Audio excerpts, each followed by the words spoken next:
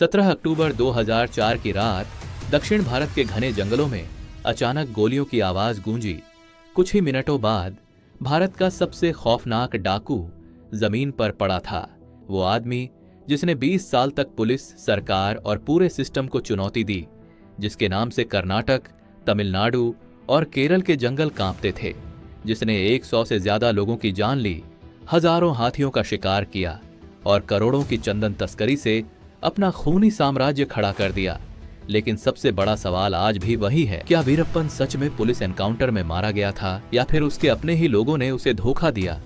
ये कहानी है उस जंगल के शैतान की, जिसे पकड़ने में भारत सरकार ने अरबों रुपए खर्च कर दिए, लेकिन फिर भी वो हर बार धुएं की तरह गायब हो जाता था।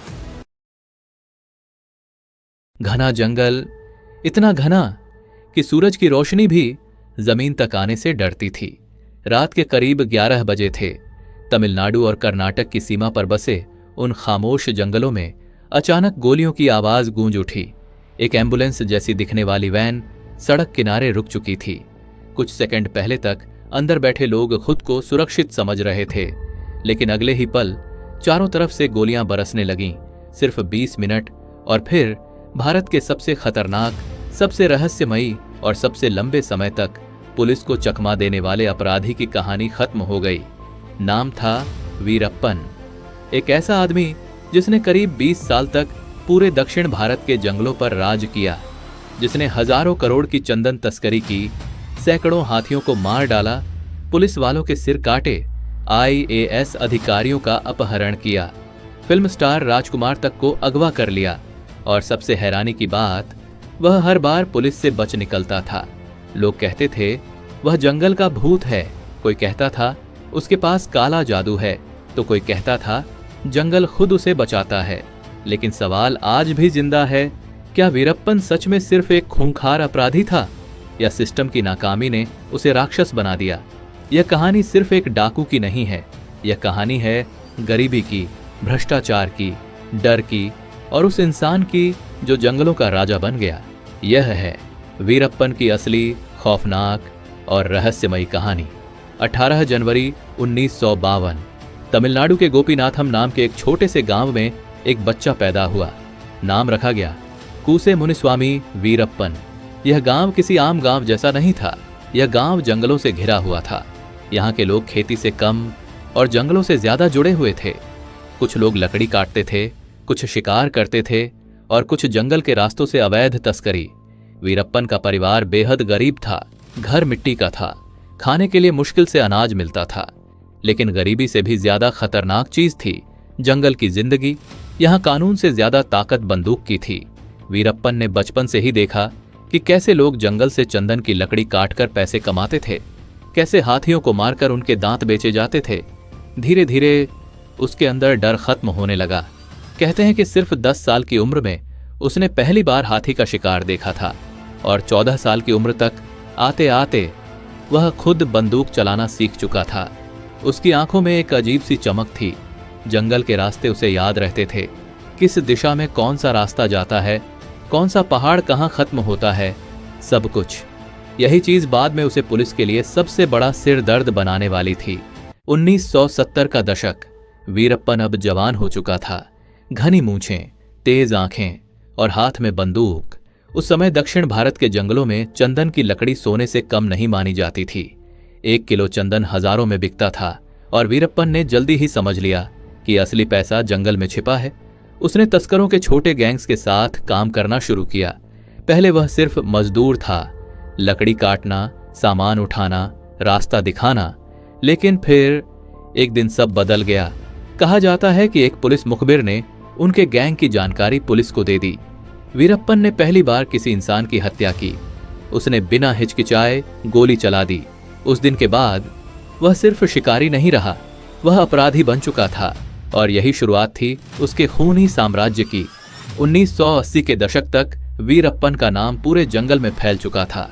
अब वह सिर्फ तस्कर नहीं था, वह गैंग लीडर बन चुका था। उसके साथ दर्जनों हथियारबंद लोग रहते थे। AK-47, SLR rifles, grenades. उसके गैंग के पास हर तरह के हथियार थे। वह रात के अंधेरे में जंगलों से चंदन की लकड़ियां निकालता, फिर उन्हें काले बाजार में बेच देता कहा जाता है कि उसने करीब 10,000 टन से ज्यादा चंदन की तस्करी की थी। लेकिन सिर्फ चंदन ही नहीं, वीरप्पन हाथियों का भी बेरहमी से शिकार करता था। हजारों हाथी उसके शिकार बने। उनके दांत अंतर्राष्ट्रीय बाजार में बेचे जाते थे। जंगल में उसकी दहशत इतनी बढ़ गई थी कि लोग उसका नाम सुनकर कांप जाते थे। लेकिन सबसे डरावनी बात थी, वह पुलिस वालों को भी नहीं छोड़ता था। वीरप्पन ने कई पुलिस वालों की हत्या की और धीरे धीरे यह सिर्फ अपराध नहीं, एक युद्ध बन गया। तमिलनाडु और कर्नाटक दोनों राज्यों की पुलिस उसके पीछे पड़ चुकी थी। लेकिन जंगल उसका घर था। वह महीनों तक बिना पकड़े गायब रह सकता था। उसके पास गांव वालों का नेटवर्क था। कोई उसे खाना पहुंचाता, कोई पुलिस की खबर देता, कोई छिपने की जगह। कुछ लोग डर से उसकी मदद करते थे, कुछ लोग उसे रॉबिन हुड मानते थे, क्योंकि वीरप्पन कभी कभी गरीब गांव वालों की मदद भी करता था। शादियों में पैसे देना, बीमार लोगों की मदद करना, गांव वालों को पुलिस से बचाना। यही वजह थी कि कई लोग उसे हीरो की तरह देखते थे। लेकिन असलियत कहीं ज्यादा खतरनाक थी। 9 अप्रैल 1990 वीरप्पन और उसके गैंग ने एक ऐसा हमला किया जिसने पूरे देश को हिला दिया। उसने कर्नाटक पुलिस की एक टीम पर घात लगाकर हमला किया। जंगल में अचानक गोलियां चलने लगीं। कई पुलिस वाले वहीं मारे गए। कुछ की लाशें इतनी बुरी हालत में मिलीं कि लोग देखकर कांप उठे। यह घटना साबित कर चुकी थी कि वीरप्पन सिर्फ तस्कर नहीं, एक ट्रेंड गिल्ला फाइटर बन चुका था। सरकार पर दबाव बढ़ने लगा। अब उसे पकड़ना सिर्फ कानून का मामला नहीं, सरकार की इज्जत का सवाल बन गया था। 1990 के दशक में सरकार ने फैसला किया कि अब आम पुलिस से काम नहीं चलेगा। स्पेशल टास्क फोर्स यानी STF बनाई गई। इसमें चुनिंदा कमांडो शामिल किए गए। उनका सिर्फ एक मिशन था, वीरप्पन को जिंदा या मुर्दा पकड़ना। लेकिन जंगल में लड़ाई आसान नहीं थी। STF के जवान महीनों तक जंगलों में रहते थे।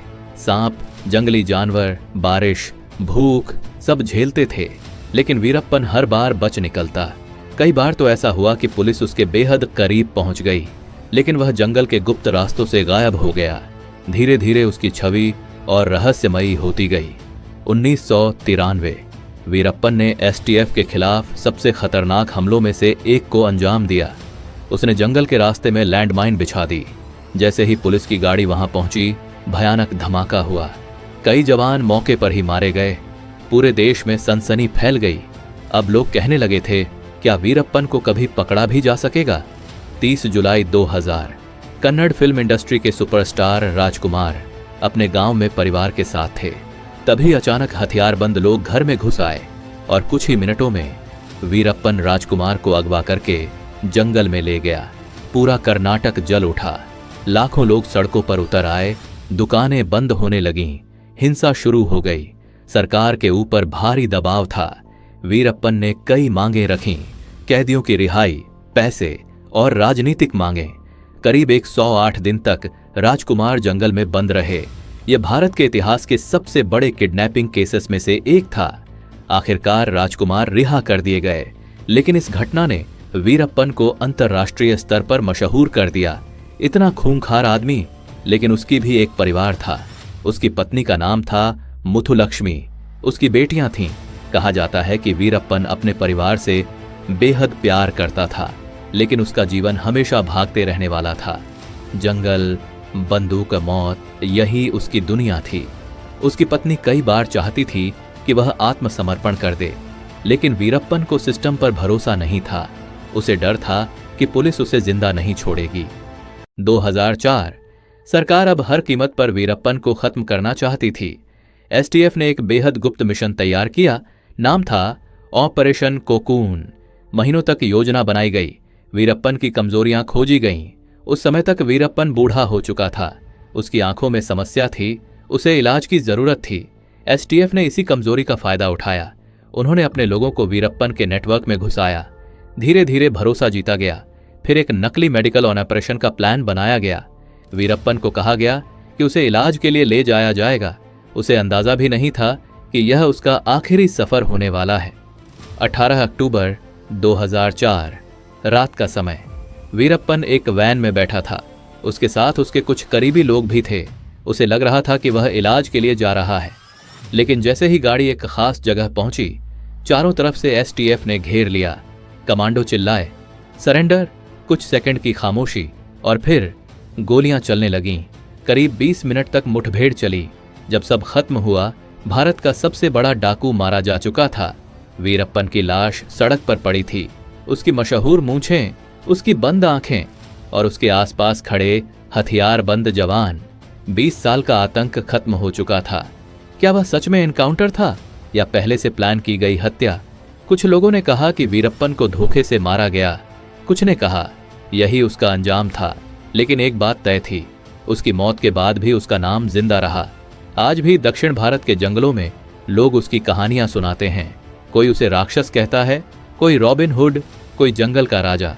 लेकिन सच शायद इन सब के बीच कहीं छिपा है। यह सवाल सबसे बड़ा है, क्या वह पैदा ही अपराधी हुआ था या गरीबी, भ्रष्ट सिस्टम, जंगल की जिंदगी और तस्करी की दुनिया ने उसे ऐसा बना दिया? अगर बचपन में उसे सही रास्ता मिलता, क्या वह एक शिकारी की जगह एक सामान्य इंसान बन सकता था? शायद। लेकिन इतिहास शायद से नहीं बदलता। इतिहास सिर्फ याद रखता है एक ऐसा आदमी जिसने पूरे सिस्टम को चुनौती दी।